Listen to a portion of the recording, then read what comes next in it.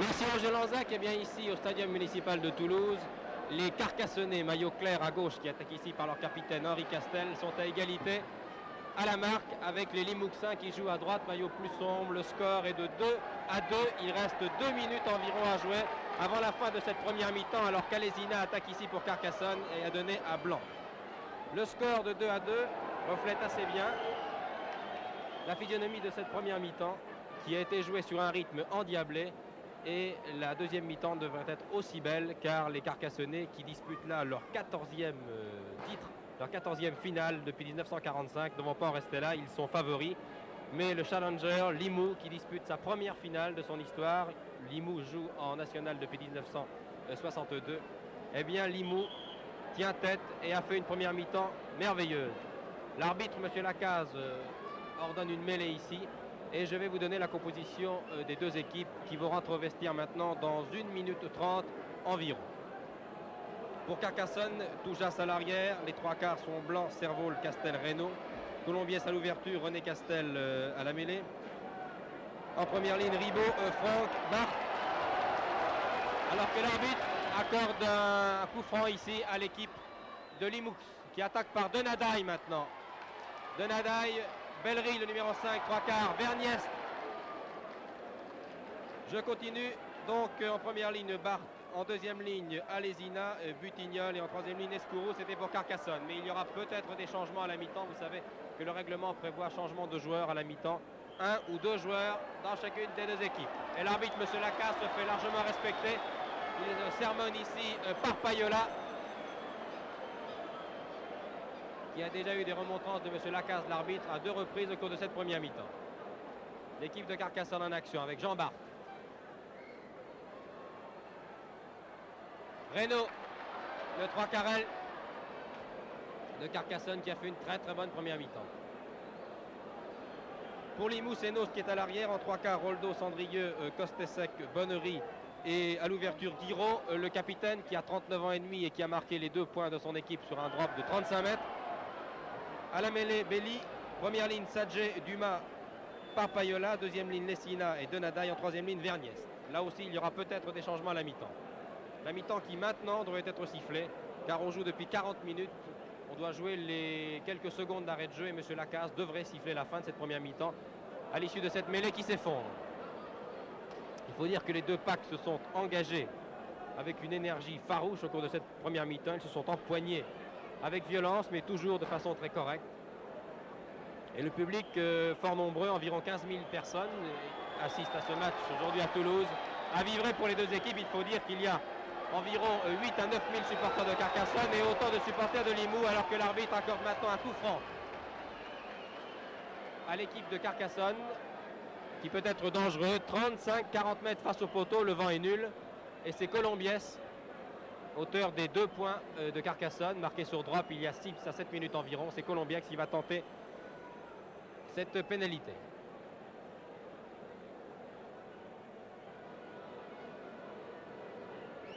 Cette finale est une finale audoise. Ce sont 2 équipes du département de l'Aude. Carcassonne étant la préfecture, Limoux la sous-préfecture. Les 2 villes étant voisines de 30 km. Vous imaginez l'ambiance qui règne ici. C'est presque une finale départementale, un derby comme l'on dit en langage, en jargon sportif. Et les supporters de Limoux sont venus avec blanquette à profusion, comme vous le disait Roger Lanzac, pour encourager leur équipe qui se défend fort bien.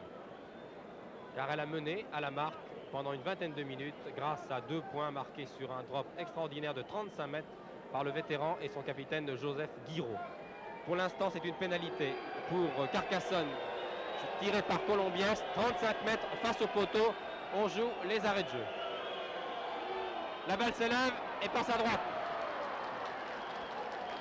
Et l'arbitre, M. Lacaze, siffle la fin de cette première mi-temps qui se termine donc sur le score de 2-2. Les 2 points pour Carcassonne ont été marqués par Colombiès. Les 2 points de Limoux marqués par le capitaine Guiraud. Les 2 équipes vont donc rentrer au vestiaire pour une dizaine de minutes. Ils en ont bien besoin de ce repos car ils ont joué vraiment, je vous l'ai dit, sur un rythme très vif, très rapide. La rentrée des joueurs de Limoux au vestiaire, cadrée par Henri Carrier. Le numéro 15 à droite qui trottine et qui va probablement rentrer en deuxième mi-temps et Belinguet. Ces joueurs de Limoux qui se sont très bien défendus. Ils ont eu vraiment des attaques très brillantes. Ils ont fait preuve de beaucoup d'audace aussi, attaquant dans leurs 22 mètres alors qu'ils étaient pressés par les coéquipiers de Castel. Et pendant que les équipes rentrent au vestiaire, ce sont les majorettes qui font leur entrée sur le terrain.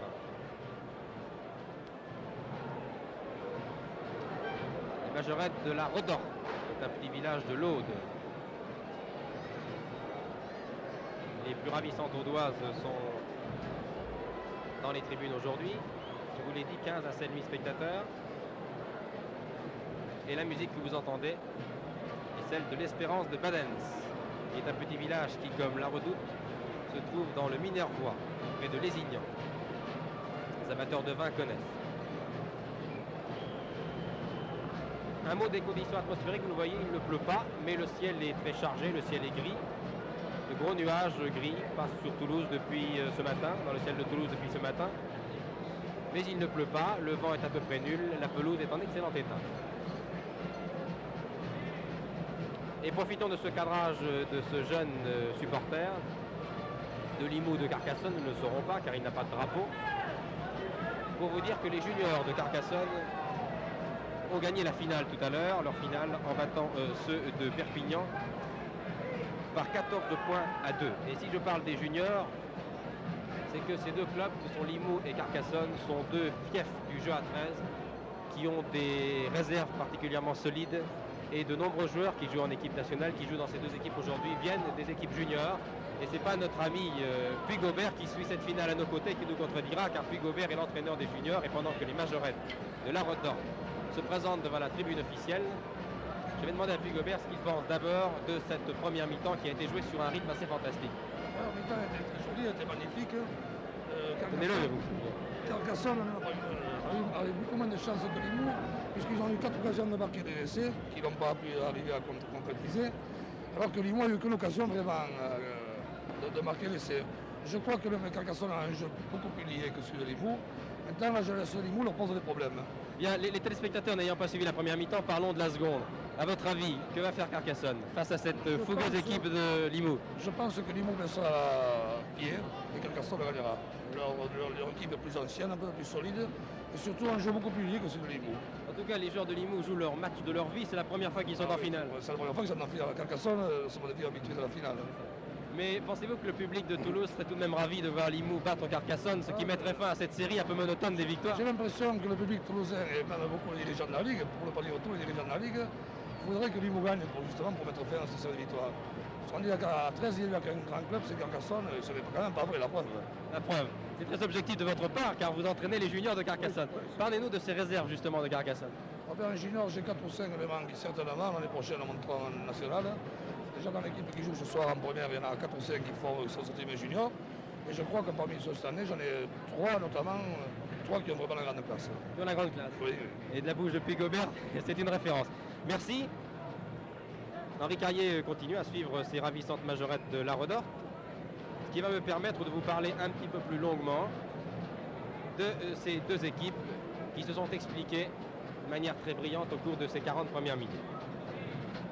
L'équipe de Carcassonne a été 14 fois finaliste depuis 45, je vous l'ai dit, et en demi-finale, elle a triomphé d'Avignon sur le score de 12 à 5. 14 fois en finale depuis 1945, c'est un palmarès particulièrement brillant. Une dizaine de fois en finale de la Coupe, et d'ailleurs les joueurs de Carcassonne, alors que les supporters sont tous sourires ici, toute la jeunesse de Toulouse, celle de Limoux et celle de Carcassonne s'y réunit. Un plan qui vient en prolongement de ce que venait de dire M. Puy Gobert. Ce sont les futurs joueurs français de jeu à 13, de rugby à 13 qui sont là, qui sont venus suivre cette finale, qui promet beaucoup en deuxième mi-temps. Je vous le rappelle, le score est nul 2 à 2. Carcassonne a donc un passé particulièrement glorieux. Dans ses rangs, vous le verrez tout à l'heure sur les images de cette deuxième mi-temps, des joueurs comme Jean Barthes, qu'il est inutile de présenter, X fois international à 15, passé à 13 depuis 10 ans, X fois international à 13, un garçon très doué, peut-être un des plus grands du rugby en France. Il a joué à Lourdes, vous vous en souvenez, nous le verrons tout à l'heure.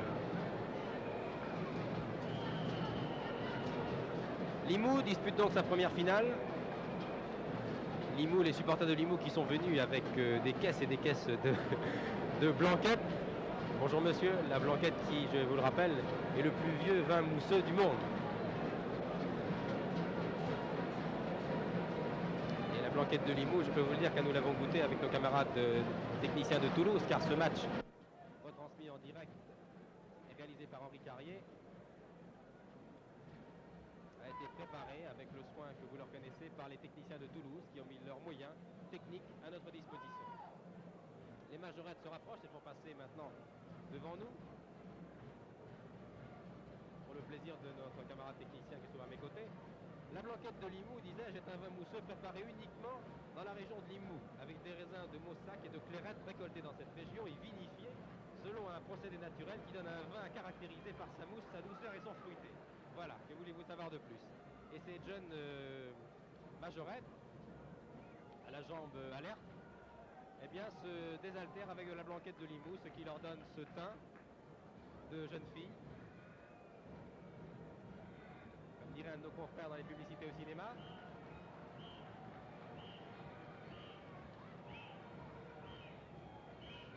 Très applaudis ces jeunes majorettes de l'art de la Redorte, invités par l'amicale des supporters de Carcassonne et qui défilent avec beaucoup de sérieux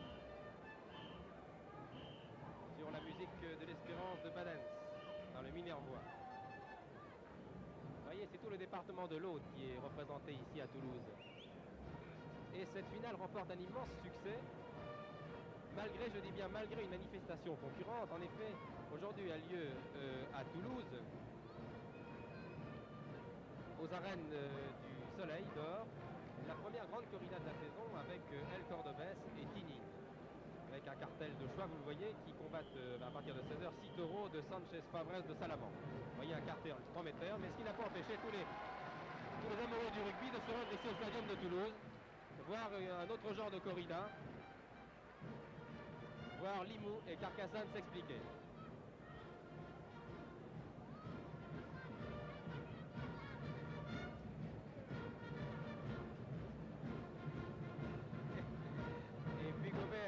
Demande aux majorettes d'activer, qui sont très jeunes, vous voyez, on en a pris même de 7 et 8 ans, ces jeunes majorettes. Et maintenant la clique, la musique de l'Espérance de Baden, c'est un grand moment. Un grand moment, il passe maintenant devant la tribune officielle.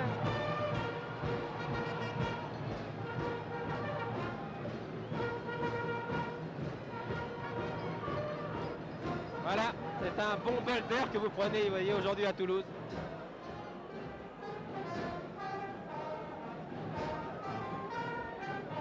Et le défilé n'est pas terminé. Il y a un jeune porteur de drapeau qui arrive. Une deuxième majorette, vous voyez, en blanc, qui va peut-être vous proposer un numéro bien à elle, qu'elle a bien préparé. Et le deuxième peloton des majorettes, les moins de 6 ans. C'est la relève. Il y a peut-être parmi ces jeunes et ravissantes jeunes filles des majorettes qui prendront la succession de leurs aînés de la Redorte. Voilà, maintenant il faudrait peut-être évacuer les majorettes car la deuxième mi-temps ne va pas tarder à commencer. Monsieur Puygaubert, vous avez suivi l'entrée des joueurs sur le terrain. Y a-t-il des modifications, des changements de jeu pour Carcassonne?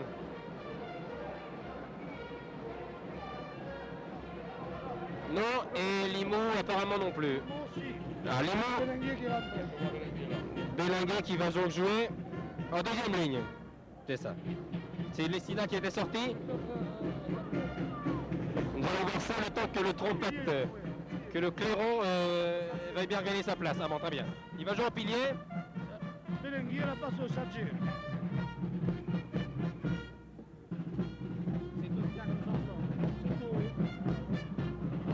Alors, chose extraordinaire, les joueurs attendent que la musique, qui est en retard sur son horaire, va bien évacuer la pelouse.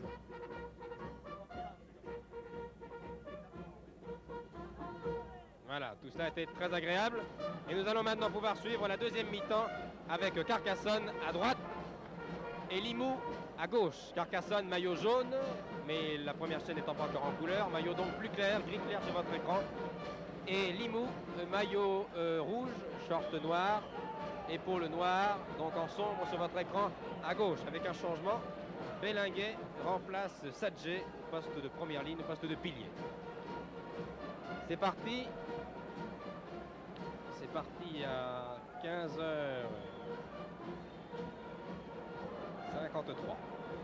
Parti pour 40 minutes. Je vous rappelle le score 2-2. Guiraud, le capitaine, et le vétéran. Long coup de pied qui trouve Reynaud, professeur de mathématiques à Limoux, qui court très vite.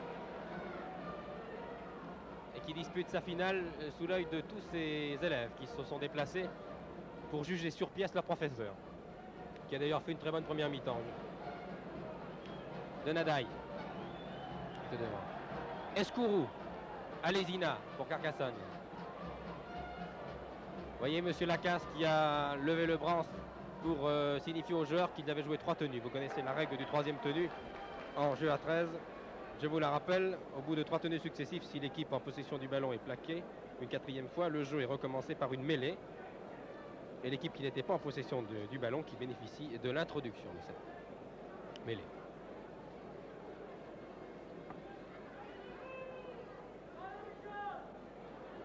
La balle sort pour Colombiès pour Carcassonne. Castel, le capitaine, qui a 32 ans passés, qui joue encore très bien. Talonne derrière pour Escourou. Escourou, Ribaud, étudiant en pharmacie, 22 ans, étudiant en pharmacie à Montpellier, qui est en 3e année de pharmacie et qui se détend de ses études pharmaceutiques en jouant au jeu à 13. Il a bien raison. Castel, long coup de pied, directement en touche. On joue depuis 2 minutes maintenant en seconde mi-temps. Je vous rappelle le score, 2-2.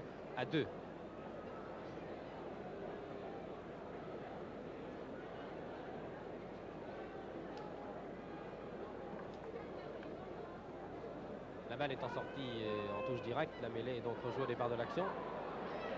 Et elle sort pour Castel, l'autre Castel. Rien à voir avec Henri Castel, le capitaine, qui va croiser avec Reynaud, qui va aller à l'essai.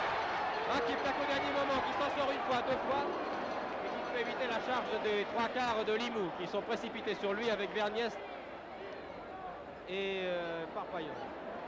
Voilà. Là, les Carcassonnais attaquent cette deuxième mi-temps avec beaucoup de détermination.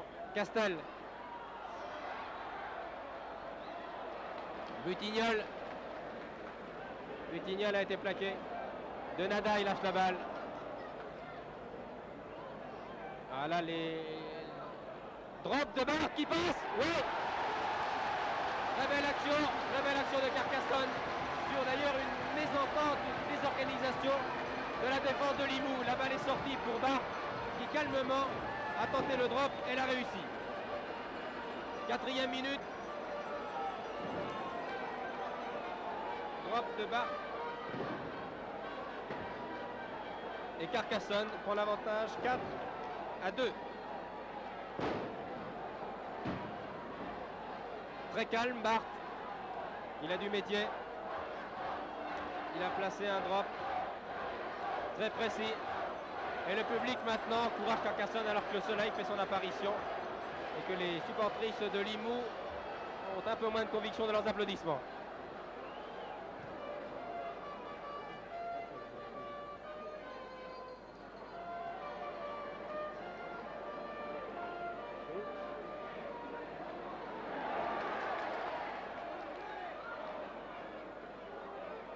Carcassonne, plaqué. Dumas de Limoux a été plaqué. La balle est maintenant à Belly, René Belly. Avec Ribot en face de lui. La balle pour Limoux. Pour Verniès qui a tenté un coup de pied à suivre, mais personne n'était là. Sinon, les 3/4 de Carcassonne qui contre-attaque. C'est Blanc, Michel Blanc qui contre-attaque. Qui a été plaqué. Talonne pour Escourou. Alésina. Belle équipe, cette équipe de Carcassonne qui joue bien.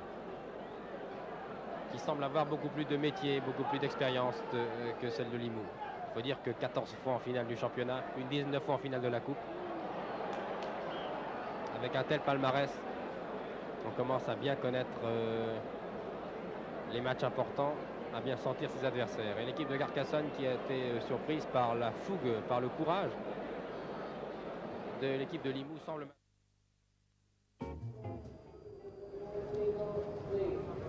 Eh bien, ici Longchamp, le tiercé vient de partir, 1850 mètres grande piste, et c'est le favori Rome qui est en tête, Rome qui est à 6 contre 1, et qui emmène le peloton sur le bon pied, mais il a cédé le commandement à Vapatou.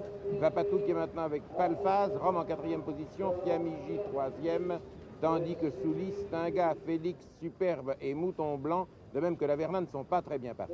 Le terrain est très lourd, là-haut à la porte de Boulogne, c'est toujours Vapatou, qui appartient à un propriétaire du sud-ouest, M. Saint-Jean. C'est Vapatou qui va très bien. Aujourd'hui, il va partout, il va dans le terrain très lourd. Il a 4 longueurs d'avance sur Fiamigi, qui porte les couleurs du président des entraîneurs Lallier, puis Palfaz qui reste sur une victoire, Turin 2 qui va très bien, et Rome, tandis que El Seigneur est en 5e position. Vapatou détale, on se demande ce qui lui arrive, on se demande si son jockey n'est pas parti trop tôt. Maintenant, il le tient en dehors des bagarres possibles lorsque le peloton se reformera au bout de la descente, et Vapatou est toujours en tête devant Fiamigi, Casaque foncé, Palfaz, Casaque blanche et Rome, tandis que El Seigneur, Soulier et Stinga n'ont pas amélioré leur position, et que Montant Stinga, le petit Saint-Martin, essaye de se glisser à la corde, mais il est encore loin. Le bas de la descente, le tourne en corde à droite, Vapatou est rattrapé, et c'est Fiamigi qui porte le poids le plus bas. Fiamigi avec Palfaz qui sont en ce moment-ci à la lutte, tandis que Rome revient, Palissandre revient à la corde, Félix aussi, mais non, Palfaz à la corde, Casaque clair, et à côté de lui, Fiamigi, Casaque foncé, Fiamigi qui semble prendre avantage sur Palfaz, Quiproquo 2 arrive à la corde, terriblement vite dans la casaque de M. Zimmermann, Turin 2 vient à sa hauteur, non, Quiproquo a vraisemblablement gagné ce tiercé, Turin 2 s'est lancé à sa poursuite, Quiproquo 2, Turin 2, tandis que Palissandre et Rome reviennent de très très loin, Palfaz est battu, Fiamigi vraisemblablement aussi pour la 3e place, premier Quiproquo 2, 2e Turin 2 et 3e Rome. Autrement dit, l'arrivée que j'ai vue moi, c'est 18, 2 et 3, mais je vous demande, Télédimanche, d'avoir la gentillesse de me laisser une seconde pour voir si c'est bien, c'est arrivé. 18, 2 et 3, tel que nous l'avons vu, c'est-à-dire en tout cas Quiproquo 2, Turin 2 et Rome. Je vous demande quelques secondes. Voici le film officiel porté par ce monsieur qui s'en va pour être développé au cas où il y ait quelques contestations. Les caméras de Jean Pradinas vous confirment que c'est bien le 18 qui a gagné. Ensuite, j'ai vu Turin 2 et Rome qui a pris l'avantage sur Fiamigi. 18 Quiproquo à M. Zimmermann, monté par le jeune Lecomte et entraîné par Bernard Marguerite, qui fut l'un des grands jockeys de ces 10 dernières années, qui monte à Thènes, entre autres. Premier le 18, troisième le 3 et le numéro 2. Et oui, montez-le là-haut, comme disent les turfistes, à la 2e place, il était tombé. Ça ne fait rien, même si vous avez quelques peines à le hisser. Nous avons vu 18, 2 et 3. Je ne pense pas qu'il y ait réclamation, mais en tout cas, ne rompez pas les circuits téléphoniques, au cas où. Premier le 18, deuxième le 2, troisième le 3. C'était un reportage de Jean Pradinas. Les commentaires de Léon Zitrone. À vous, Télédimanche. Eh bien, pendant que Léon Zitrone vous commentait ce tiercé, 18, 2 et 3, j'espère que vous l'avez gagné, eh bien, le score ici a changé. En effet, au moment où Léon Zitrone prenait l'antenne, Joseph Guiraud, le capitaine vétéran de cette équipe de Limoux, marquait 2 nouveaux points, à nouveau sur drop, un drop qui était plutôt une chandelle, un coup de pied à suivre, mais qui est tout de même passé entre les poteaux de Carcassonne. Et le score est donc maintenant de 4 à 4. Vous voyez que rien n'est joué ici. Et il y a 5 minutes environ, pour vous résumer les principales phases de jeu que nous avons pu suivre pendant le tiercé, il y a 5 minutes environ, Jean Bart a fait une percée fantastique. Il s'en est fallu de peu pour qu'il n'aille à l'essai. Donc 4 partout, on joue maintenant depuis 10 minutes en deuxième mi-temps.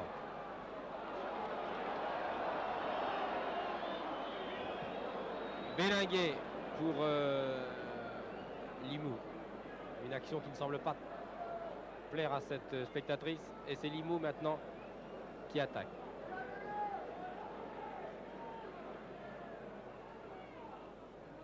Avec son numéro 6, Guiraud justement, le capitaine, qui a donné à Parpaiola, un cultivateur de la région, particulièrement solide, 87 kg. Plaqué. Là, on est anxieux dans les tribunes. Les paris sont ouverts, 4 partout, encore 30 minutes à jouer, rien n'est joué. Castel, le capitaine de Carcassonne, magnifique percée. Plaqué par Bonafous.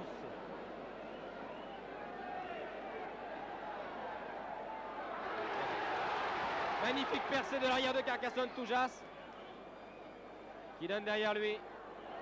La balle circule, maintenant c'est Butignol. Magnifique percée de Butignol, ça va laisser, non? Si, c'est Blanc qui se précipite et qui marque, oui. Bel essai, très bel essai de Carcassonne. Bel essai de Carcassonne. Les supporters de Limoux sont atterrés, les supporters de Carcassonne ravis, ils peuvent l'être. Bel essai, très bien conçu, avec tous les trois quarts au départ. Avec Toujas aussi à l'origine de cette action qui a bien lancé ses trois quarts.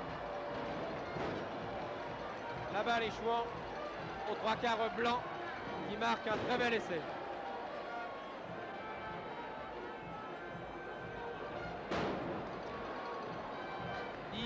Onzième minute donc. Essai, le premier essai du match d'ailleurs. Essai de Carcassonne. Marqué par le trois quarts Michel Blanc.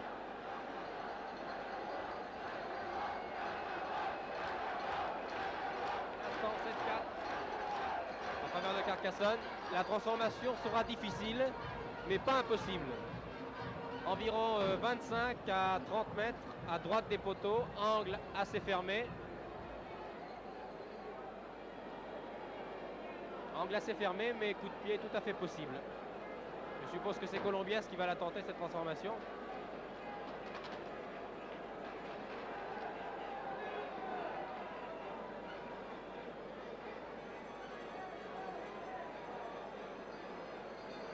Ouais, c'est Colombiès. À ses côtés, le capitaine Henri Castel. Colombiès, auteur des deux premiers points carcassonnais, marqués sur droite, et qui avait été assez malheureux, il faut bien le dire, dans ses deux tentatives de pénalité accordées à son équipe au début de match.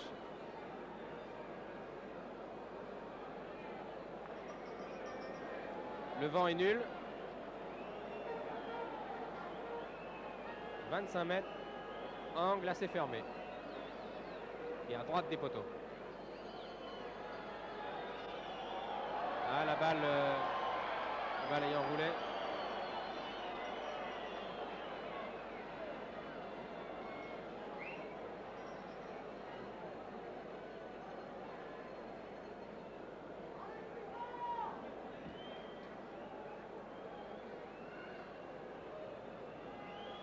La balle s'élève.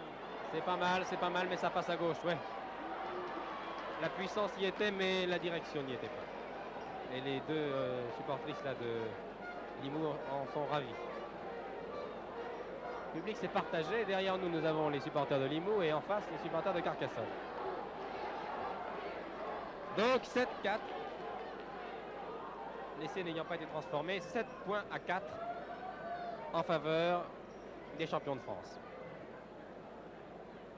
Pour la petite histoire, sachez que l'année dernière, Carcassonne avait battu Saint-Gaudin en finale par 39 à 15. Et Saint-Gaudin a été éliminé justement cette année en demi-finale par cette équipe de Limoux.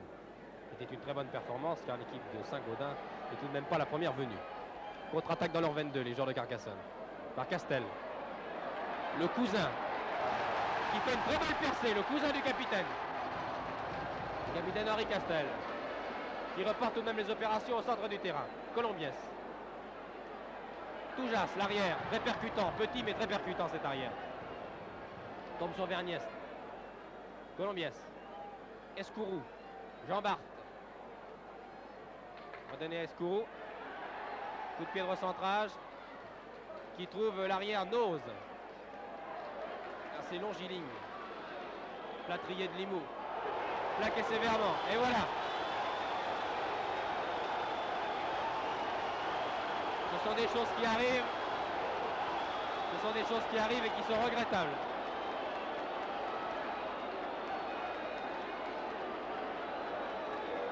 Jusqu'à maintenant, le jeu avait été très correct, très clair. Mais là, il vient d'y avoir une explication sévère.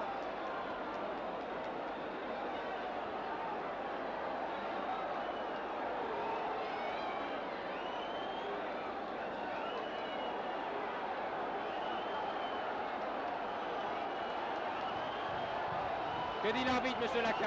Il s'explique avec Belli, qui, je dis en passant, est à l'origine de cet incident. Sur cet incident, Nose a été blessé et surtout Butignol, qui reste au sol. Butignol, le joueur de Carcassonne, de deuxième ligne. Il reste au sol et on amène la civière. Ah, que c'est dommage, que c'est dommage. Que c'est dommage. L'arbitre avait bien tenu les deux équipes. Et vous avez vu l'action aussi bien que nous.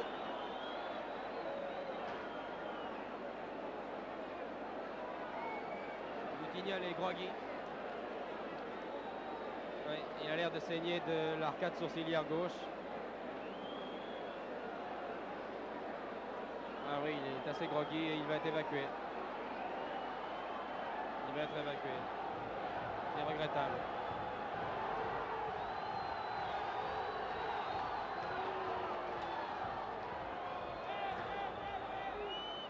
Ouais, nous voudrions bien que la civière vienne par ici pour pouvoir rassurer la famille de ce brave Victor Boutignol qui tout de même est évacué du terrain. Monsieur, voulez-vous avoir la gentillesse de donner des nouvelles de Boutignol, s'il vous plaît?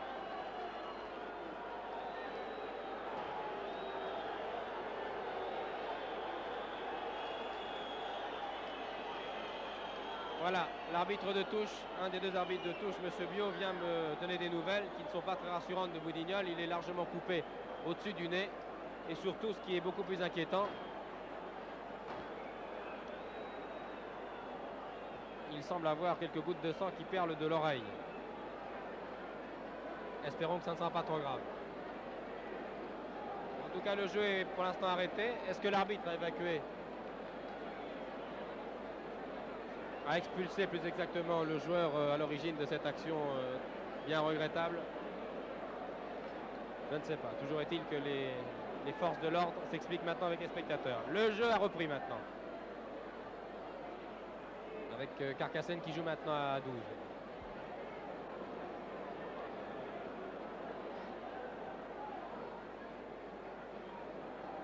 Avec Carcassonne joue maintenant à 12. Les remplaçants, le règlement l'a dit, de façon très nette, pouvant entrer à la mi-temps et non en deuxième mi-temps. Et toujours 7-4 en faveur de l'équipe championne de France.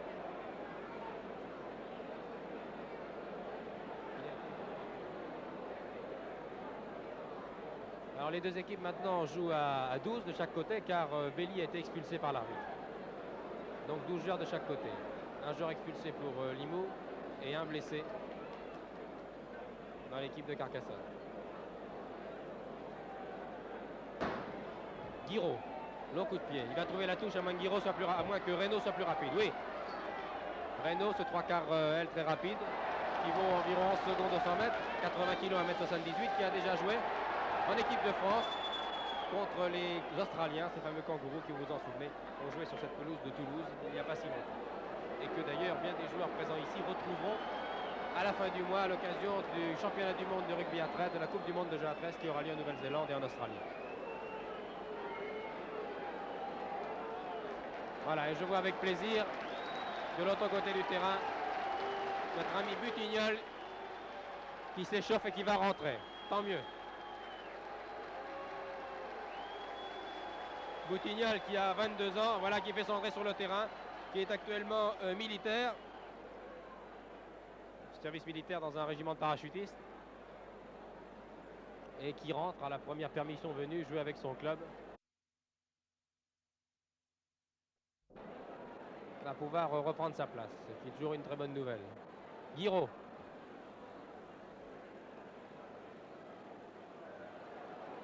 Bonnery. Le jeu est un peu moins rapide qu'il était auparavant.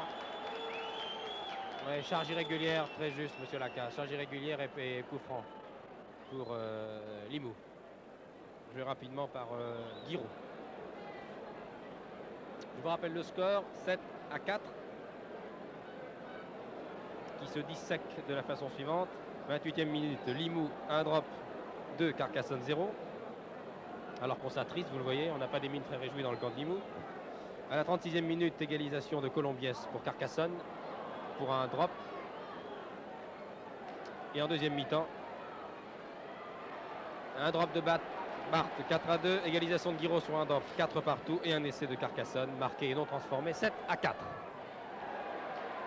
Et Reynaud, qui fait une très bonne partie, dégage son camp et trouve directement, isolé dans son camp maintenant, Nose, le capitaine, très longiligne, qui feinte Reynaud, qui donne derrière lui à son 3/4 Roldos. Il fait une très belle percée, Roldos, qui donne derrière lui à Verniès. C'était bien joué tout ça, mêlée.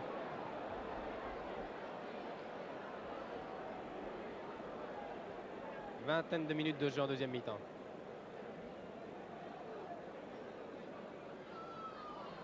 Introduction Castel. La balle sort pour Verniès. Oui, qui a donné Andrieux. 3/4 international. Noz récupère ce coup de pied de Servol. Mais Servol se précipite sur lui et le plaque. Noz talonne pour le deuxième pour Bonafous qui a fait sa rentrée. Qui était remplaçant et qui est entré en deuxième mi-temps. Verniès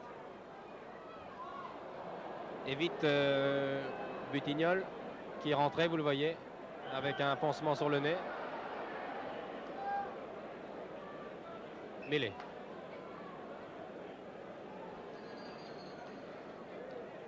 Mêlée avec introduction Castel, introduction Carcassonne. Vous savez qu'en mêlée, le ballon doit sortir entre et derrière les pieds intérieurs des avants de seconde ligne. Voilà ce qui vient de se passer. Reynaud. Très bon joueur ce Reynaud. Il n'a pas été tellement brillant en équipe de France, mais il fait toujours de très bons matchs avec son club. Escourou, Barthes, Castel, Ribot. L'attaque de Carcassonne se déploie. Colombiès, Escourou. Tenter la passe à gauche qui est partie à droite, mais qui est plaquée immédiatement par Denadaï. Deuxième ligne Denadaï de Limoux. Très bon joueur, révélation de la saison d'ailleurs, Denadaï. Long coup de pied des joueurs de Carcassonne, directement dans l'embut. Et contre-attaque de Noz. Noz a contre-attaqué de cette manière déjà à plusieurs reprises en première mi-temps. Il part lentement et il redémarre. En face de lui, Reynaud, le 3/4 L.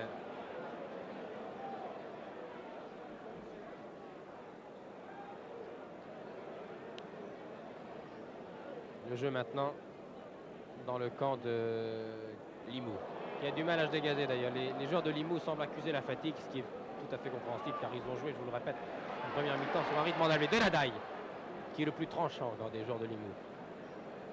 Avec aussi Guiraud, que nous aurons d'ailleurs au micro, je pense, à la fin du match, qui est le capitaine de cette sympathique formation de l'Aude. Guiraud qui a 39 ans et demi et qui joue toujours et qui a marqué d'ailleurs les 4 points de son équipe sur 2 drops.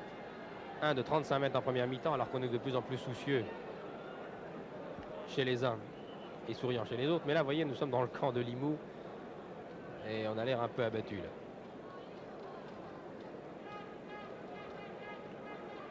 Mêlée. Oh là là, cette entrée en mêlée des avants de Carcassonne. Il faut dire que les entrées en mêlée de Barthes et surtout de Parpaiola du côté de Limoux sont particulièrement violentes. Et obstruction sur cette mêlée. Et balle au Limouxin. Touche directe. Trouvé par Guiraud. Vous savez comment s'effectue la remise en touche en rugby à 13, elle est très différente du rugby à 15. La balle sortant directement, et c'est le cas ici sur une pénalité. Les joueurs remettent en jeu par un petit coup de pied. On appelle le tap penalty. Et c'est joué. Tentative de drop. Et qui passe à côté. Il passe le portant. Oui, il passe.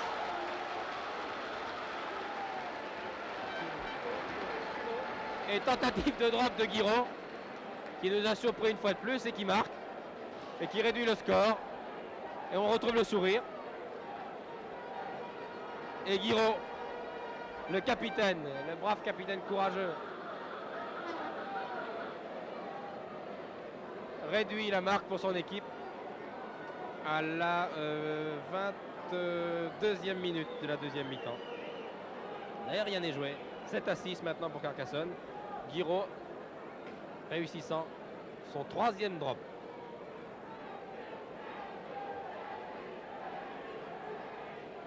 Rien n'est joué. Et Castel donne le coup d'envoi, remise en jeu.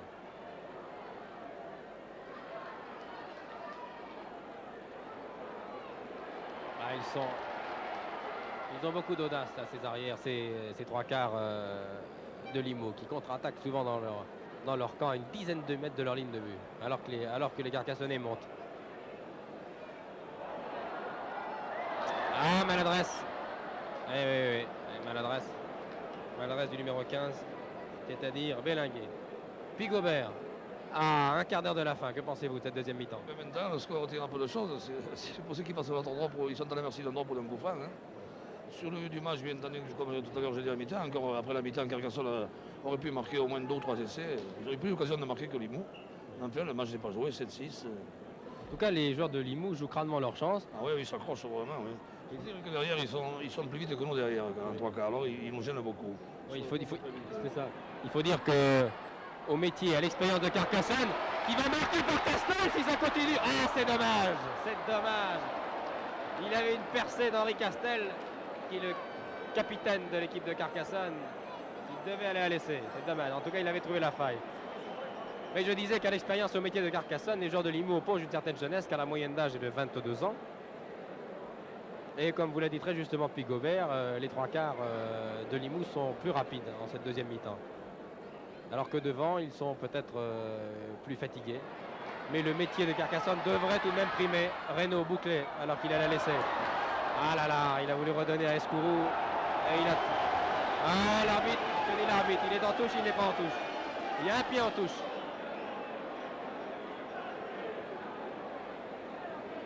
Ouais, il y a une touche. Par conséquent, mêlée 10 mètres perpendiculairement au point de sortie. Vernier s'introduit. Aïe, les maladresses. Ah, vraiment, ils sont... Et ça commence, ça recommence. Oh là là, que c'est regrettable tout ça. Eh ouais, ce sont pourtant des pères de famille. Ce sont pourtant des adultes. Mais ça ne les empêche pas de se conduire vraiment comme des enfants. Voire même des galopins sur le terrain. Car il y en a maintenant qui reste au sol là-bas. Ah là là. Monsieur Pigobert. C'est vraiment malheureux qu'une finale se termine comme ça parce que le match a été très joli jusqu'à maintenant. Il s'énerve là, je ne sais pas ce qui se passe, mais c'est vraiment malheureux quoi. Et alors l'expulsion, alors là c'est extraordinaire. Car c'est Burignol, qui vous avez vu Butignol, qui vous l'avez vu KO tout à l'heure, complètement sonné, qui part ici à droite de l'écran, qui est expulsé. Autrement dit, Butignol était revenu sur le terrain pour régler son compte à l'adversaire qu'il avait terrassé quelques minutes auparavant. Eh bien voilà. Nous assistons à un règlement de compte. Où est le rugby dans tout ça? Je me le demande, c'est très regrettable. C'est dommage car cette première mi-temps était très belle. Et la deuxième mi-temps, jusqu'à maintenant, à part bien sûr cet incident de Butignol, s'engageait bien, les mouvements étaient jolis. Et Limoux avait réduit la marque 7-6, donc rien n'est joué. Mais les expulsions se succèdent aux expulsions et les coups de poing aux coups de poing. On risque vraiment de s'acheminer vers un règlement de compte et vers une véritable bagarre rangée. C'est numéro 6. Eh oui, c'est Guiraud qui était KO. Le brave Guiraud, je vous le répète, 39 ans et demi.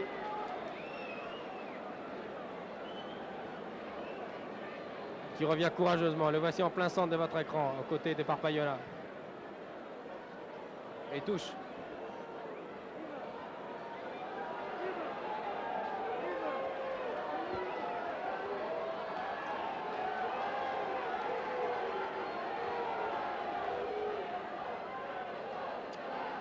Mise en jeu à penalty. Et ça repart pour Limoux. Ah là, la mésentente entre Andrieux et Donadin. Et finalement, Andrieux récupère le ballon. Il repart. Je vous rappelle, 7-6. Et on joue maintenant les 10 dernières minutes. 7 à 8 minutes de jeu. Jour 7-6 en faveur du champion de France Carcassonne.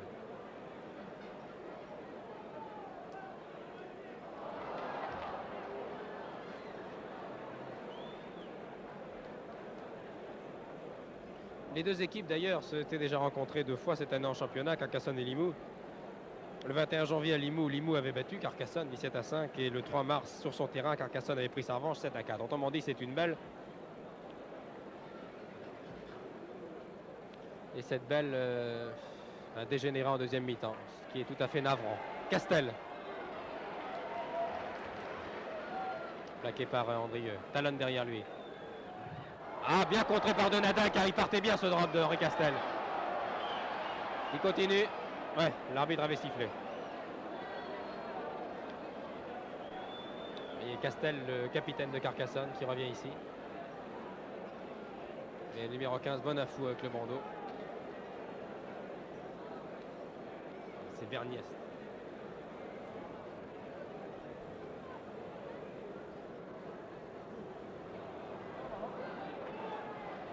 Colombiès. Colombiès qui finit l'essai.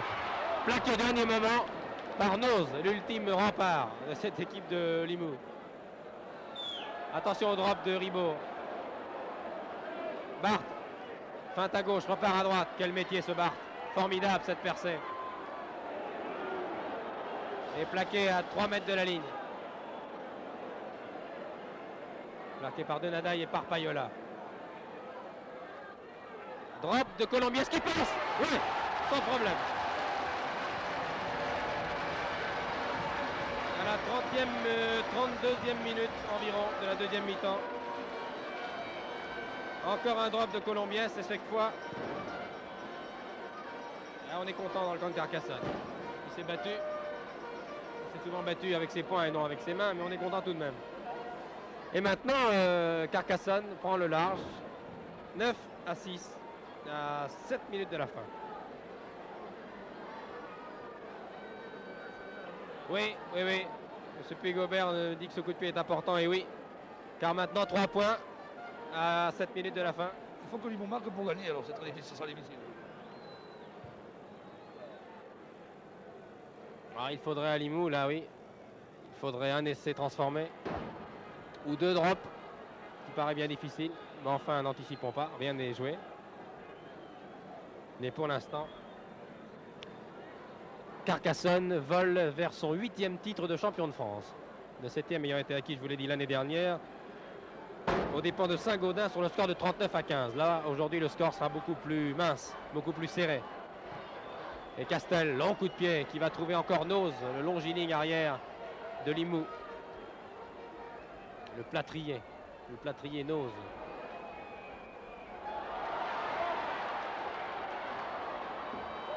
Ah là là, c'est confus tout ça, mais ça repart pour Limoux.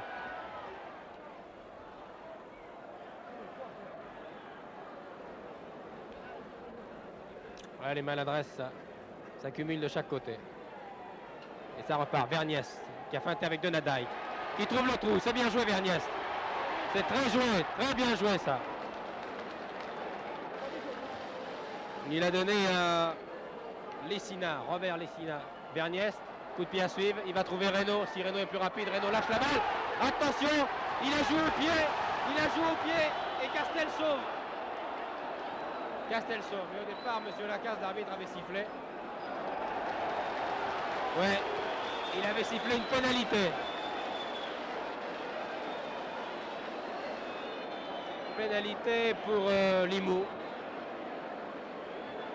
Pour une faute de l'arrière, pour une faute de Toujas. Il a joué rapidement par Payola. On joue les dernières minutes de cette finale. Verniès. Ah, Limoux se bat jusqu'au bout avec beaucoup de courage. Il y va, Verniès. Étudiant à l'école des douanes. Il y va, Verniès. Et il marque. Il y va et il marque. Barthes proteste. Pugobert, vous n'êtes pas d'accord avec cette décision de l'arbitre? Ah non, parce que Vergues n'a pas joué le tenue, mais ce n'est pas grave, il a coupera. Il est parti sans jouer le tenue directement à l'essai. En tout cas, il a feint le tenue. Et l'arbitre accorde cet essai. Alors là, ça change tout. Ça change tout. Erreur d'arbitrage ou pas erreur d'arbitrage, les deux équipes se retrouvent à égalité. Essai de Limoux, de Verniès, sur une action confuse avec un tenue qui a été joué plus ou moins. Voici Verniès, étudiant à l'école des douanes. 21 ans, il est étudiant à La Rochelle. Et maintenant, 9 à 9. Et c'est pas terminé, car l'essai est fort bien transformable en bonne position. C'est Andrieux. C'est Bonafous. Oh, qui le manque totalement. Non, c'était bien Andrieux. C'était Andrieux qui a tenté la transformation.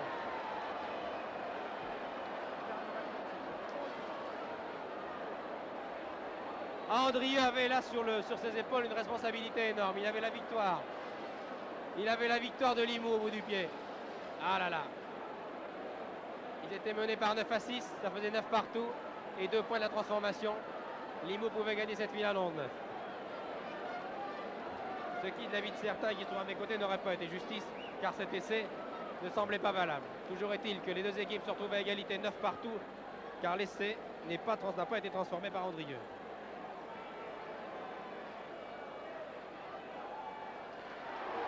Et si rien n'est marqué dans les 5 minutes qui suivent, nous allons nous trouver dans une position particulièrement difficile. Et là, je pense à la régie du studio 102. Car en cas de match nul, eh bien, on jouera les prolongations. Et pour l'instant, l'arbitre accorde une pénalité. À quel match? Pénalité à Limoux.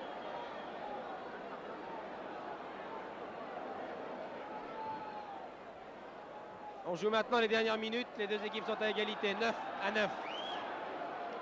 Et en cas de score nul à la fin du temps réglementaire, le règlement prévoit 2 mi-temps d'un quart d'heure, 2 prolongations d'un quart d'heure, comme pour le football. Alors que Parpaiola maintenant s'étreint de façon curieuse avec Colombiès. Une étreinte qui n'a rien de tendre, je préfère vous le dire tout de suite. Pénalité. Vous voyez que M. Lacaze vraiment fait feu de tout bois. Il siffle de tous les côtés. Là, c'est Alésina qui est au sol. Et Andrieux derrière lui. Andrieux qui a eu vraiment la victoire de Limoux au bout du pied. Et qui, sans doute énervé par l'ambiance et par l'enjeu surtout, a complètement raté la transformation. Colombiès en touche directement. Au-dessus de nous.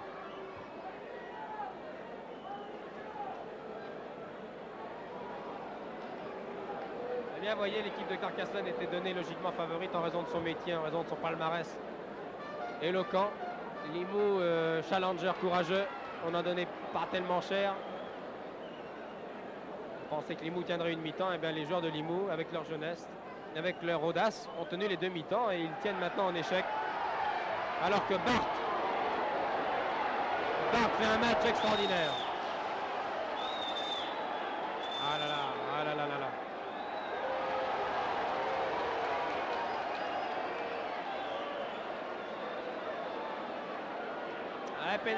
Pénalité pour Carcassonne.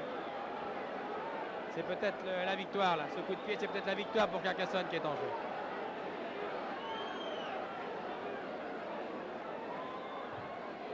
Eh oui.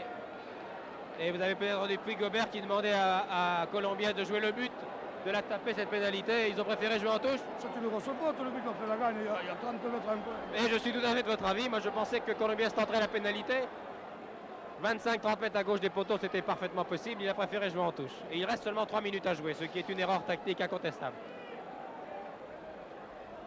9 partout. C'est surtout ça le score, 9 partout. Et une pénalité au bout du pied que les joueurs de Carcassonne n'ont pas joué. Colombiès, Alésina, Castel, Reynaud évite un joueur, en évite deux et est sorti en touche au départ.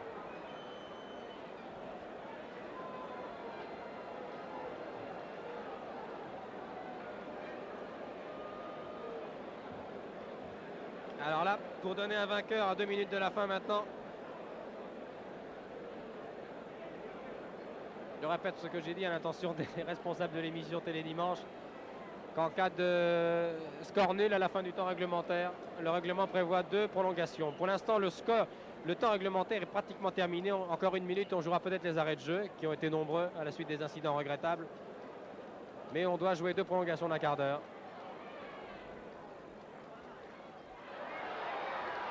Prolongation, ce qui ne serait pas arrivé depuis très longtemps, M. Pigobert. Moi, je ne me rappelle pas, alors. Je n'ai jamais joué. Vous n'avez jamais joué dans votre carrière, oui, ça remonte vraiment au début du 13.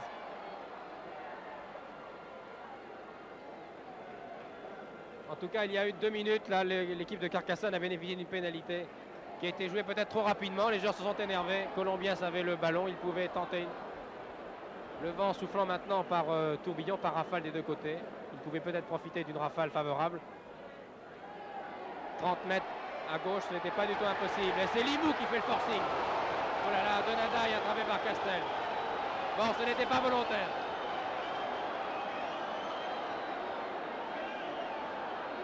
Non, Donadaille a été touché au visage par Castel, mais ce n'était pas volontaire. Castel a voulu le cravater, comme on dit au pays du rugby. Mais c'était... il n'y avait pas de mauvaise intention dans ce geste. Et attention au drop. Aïe, ça passe pas loin, ça.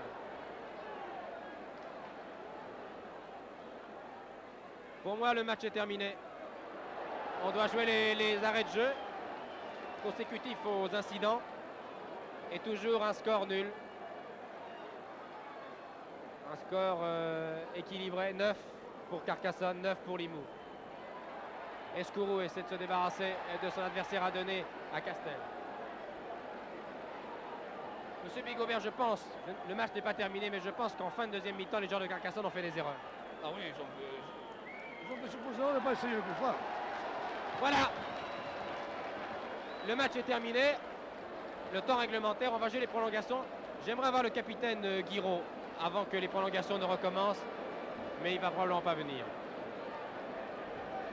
Bien, nous allons donc conclure. Je pense que nous allons rendre l'antenne à Télé Dimanche, car nous n'allons pas vous retransmettre les prolongations. Vous aurez des images de cette prolongation dans Sport Dimanche.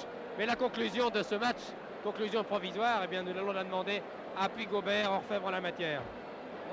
Le match a été très joli. C'est dommage, c'est quelques incidents qui ont gâché cette partie, mais vraiment pour le final, le match a été magnifique.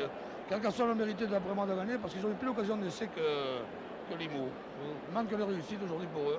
Et comment expliquez-vous que Colombiens à 30 mètres à gauche n'ait pas tenté la pénalité? Là, je ne comprends rien. C'est le jeu de l'essayer. On la manque, mais il faut l'essayer. Est-ce que vous attendiez à une telle résistance de l'équipe de Limoux qui dispute sa première finale? Non, je savais que Limoux résisterait, mais je ne croyais pas à ce point. Ouais. La vitesse de Limoux a vraiment gêné la méthode de Carcassonne. Alors un pronostic pour ces prolongations? Là, le métier peut-être de votre équipe? J'ai peur de la jeunesse de Limoux. Vous avez peur de la jeunesse de Limoux? Eh bien, nous verrons. Nous vous donnerons des images de ces prolongations dans Sport Dimanche. Ici, Toulouse, c'était un reportage d'Henri Carrier, commenté par Michel Drucker. Ici, le stadium municipal de Toulouse. Pour l'instant, le score est nul. 9 pour Carcassonne, 9 pour Limoux.